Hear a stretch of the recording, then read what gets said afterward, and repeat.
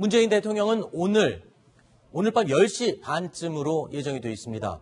유엔 총회 기조연설을 하는데 북한의 잇따른 도발에 대한 규탄과 대북 제재의 이행을 강조하면서 동시에 평화적인 방식의 북핵 문제 해결을 강조할 것으로 예상이 되고 있습니다. 다만 이 관건은 발언의 수위가 고민입니다. 트럼프 대통령이 워낙 강경한 표현들을 미리 쏟아낸 직후여서 문재인 대통령 입장에서는 유엔 연설문 표현에 수위를 놓고 고민을 할 수밖에 없는 상황입니다. 자, 보겠습니다. 자, 이미 유엔 연설에서 트럼프 대통령은 김정은은 깡패 정권이다. 북한을 완전한 파괴에 이르게 할 수 있다. 또는 김정은이 자살 임무를 수행하고 있다. 이렇게까지 얘기를 해놓은 상태입니다. 오늘 밤 유엔 연설, 문재인 대통령이 원래 기조 그대로 평화 방식을 강조할 경우 혹시 외부에서 볼 때 한미 공조에 균열이 간 게 아니냐라는 지적을 할 가능성이 있습니다. 그렇다면 북한을 향해서 강력한 비난을 한다. 그럴 경우 평화와 압박 기조에 어긋나는 게 아니냐라는 또 지적을 받을 수가 있습니다. 자, 어떤 내용이 담길지 고민을 할 수밖에 없는 그런 상황이군요. 네, 일단은 기본적으로 베를린 그 구상을 발표했던 큰 틀에서 그냥 유지를 하실 것 같고, 네. 아마 유엔 전 회원국에 대해서 북한에 대한 강력한 제재를 하자 그렇게 촉구를 할 겁니다. 왜냐하면 네. 가장 북한에 대한 피해가 큰 우리나라가 앞장서서 이렇게 하는 것이 좋을 것 같아서 아마도 미국의 요청을 받아서 이렇게 할 가능성이 높고, 네. 다만 그러나 이 모든 것들이 대화를 통해서 북한 핵 문제를 푸는 것이기 때문에 우리가 평화적으로 이 핵 문제를 해결해야 된다라는 강조를 하실 가능성이 높습니다. 네, 그렇군요. 자, 그런데 또 한 가지 이 트럼프 대통령이 워낙 이렇게 강력한 표현들을 미리 쏟아냈기 때문에 마치 국제적인 다른 나라 사람들이 볼 때는 한국이 전쟁이 날 것 같은 위험한 장소처럼 인식이 돼버렸어요. 그런데 이 문재인 대통령 입장에서는 평창 동계올림픽의 흥행도 지금 고민을 해야 되거든요. 그러니까 트럼프 대통령이 한국을 위험한 장소인 것처럼 인식을 심어놨기 때문에 그 위험한 장소로 놀러 오십시오, 구경 오십시오라고 말하는 것도 참 곤란해졌어요. 네, 이게 진짜 국가를 운영하는데 큰 딜레마죠. 네. 안보의 딜레마, 뭐 계속 딜레마에 그걸 풀어가는 게 능력이거든요. 그러면 시점을 좀 옮겨서 1980년대 중반으로 가게 되면은 우리가 그 당시에 뭐 아웅산 사건도 있고 전두환 때 가장 인기 없는 정권이 전두환 정권인데 그때 서울올림픽 잘 치르게 준비했었죠. 네. 그리고 그 당시에 잘하기 위해서 우리 온갖 군대다 지뢰 깔아놓고 다 그랬었죠. 네. 그때 병력도 한 70만까지 끌어올렸습니다. 이제 그런 것들을 참고해서 이제 그땐 경제도 살리고 올림픽도 잘하고 안보도 잘했습니다. 근데 지금 이제 문 대통령은 어떻게 할 것이냐. 가장 네. 인기 없는 전두환 대통령하고 본인이 이제 비교가 되는 순간이 왔습니다. 그래서 저는 지금 우리 안보를 지키는데 큰 관점을 둔다면은 어젠가에 그제 트럼프 대통령이 연설할 때 네. 우리 대통령이 유엔 총회에 있었으면 어땠을까? 그래서 아직 있지 않았었죠. 있었죠. 그럼 한미 동맹이 굳건하는 걸 아니면 장관이라도 있다든지. 네. 근데 그걸 안 가셨단 말이에요. 그래서 그러면 한미 동맹은 지금 우리의 가장 살 길이라고 몇 번 대통령이 얘기하셨는데 그거를 건너뛰고 평화만 또 이야기하면 또 어떻게 되느냐. 그리고 평화는요. 전쟁의 결과가 평화입니다. 대부분의 경우. 네. 전쟁을 해서 정리가 되니까 평화가 오는 경우가 많지. 평화를 버리고 이게 하는 게 아니라 둘이 같이 가는 거란 말이에요. 또 전쟁이 일어나지 않는 냉전 시대도 평화라고 그렇죠. 그때 말씀하셨죠. 현실을 보면 그렇지 않습니까? 네. 자꾸 평화가 특별한 건 줄 아는데 그게 전쟁의 하나의 결과물이란 말입니다. 그래서 지금 우리가 지금 이 안보를 잘 지키면은 평화도 오고 평창 게임도 잘할 수 있습니다.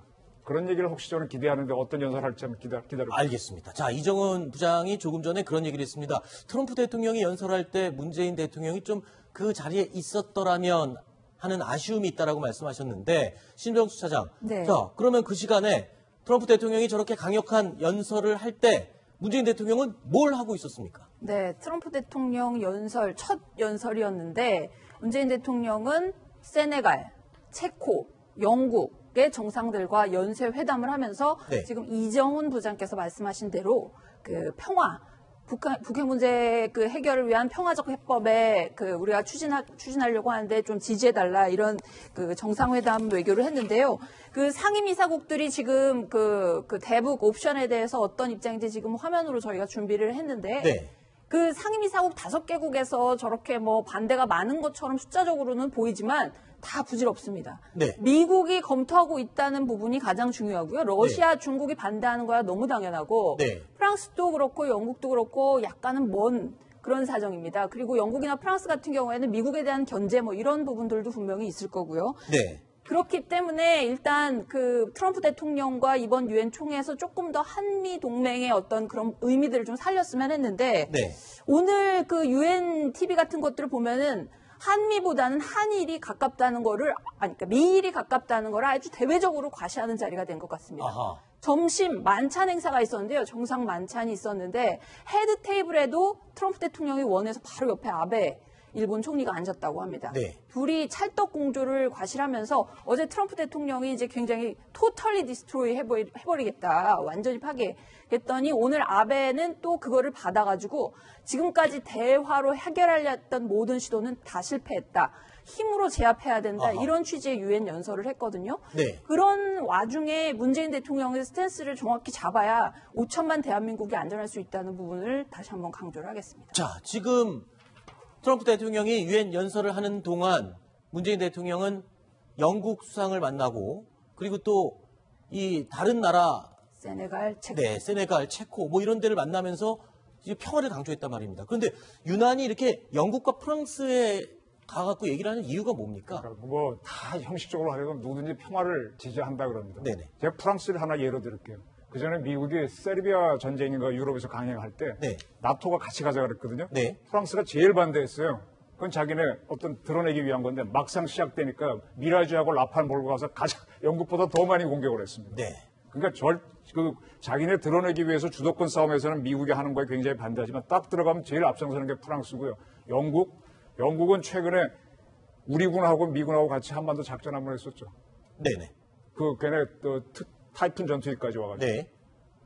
영국도요 만만치 않은 나라입니다. 그래서 그렇군요. 어떻게 해야만 세계적인 지위를 유지를 하느냐 그걸 알기 때문에 처음엔 좀 반대하지만 필요하면 바로 바뀝니다.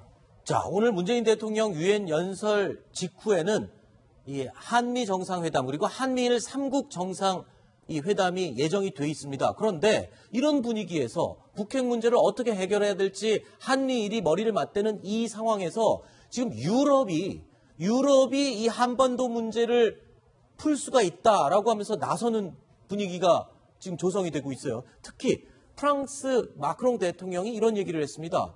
들어보시죠. Do you think there's a military solution? Look at the map.